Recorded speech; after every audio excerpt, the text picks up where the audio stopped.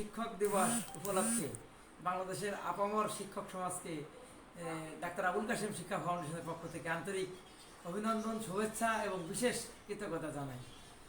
Doctor Abul Kashem শিক্ষা foundation 2010 সাল থেকে মাগুরা, কুষ্টিয়া, ঝিনাইদহ, যশোর সহ বিভিন্ন জেলায় সাড়ম্বরে বিশ্ব শিক্ষক দিবস পালন করে থাকে।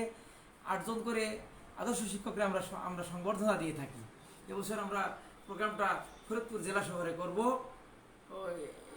একই সাথে আমি সারা দেশের বিভিন্ন শিক্ষা প্রতিষ্ঠান, পাঠাগার, সামাজিক প্রতিষ্ঠানকে আহ্বান জানাবো যে আপনারাও নিজ নিজ উদ্যোগে এই দিবসটা পালন করবেন।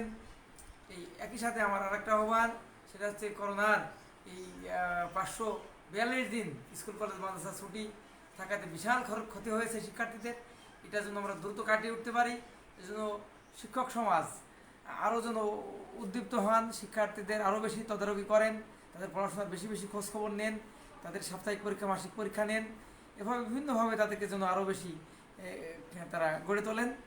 আর একটা আহ্বান হচ্ছে শিক্ষক শিক্ষার্থী সুধী সবার কাছে যেন বই পড়াটা যেন তাদের শখ হয়ে দাঁড়ায়, অভ্যাস হয়ে দাঁড়ায়। বই পড়ার কোনো বিকল্প নেই, বই পড়তে হবে, জ্ঞান চর্চা করতে হবে। আমাদের মাননীয় প্রধানমন্ত্রী শেখ হাসিনা তিনিও বই পড়া, গবেষণা এগুলোর ব্যাপারে খুবই বলে থাকেন। এমনকি আপনারা জানেন যে বঙ্গবন্ধু শেখ মুজিবুর রহমানের 32 নম্বর বাসার নিচতলায় একটা পাঠাগার ছিল, এবং পাঠাগারে সকালবেলায় তাকে একটা গেঞ্জি গায়ে দিয়ে বই পড়তে বসার ছবি আমার সংগ্রহে আছে। ধন্যবাদ সবাইকে। আসসালামু আলাইকুম।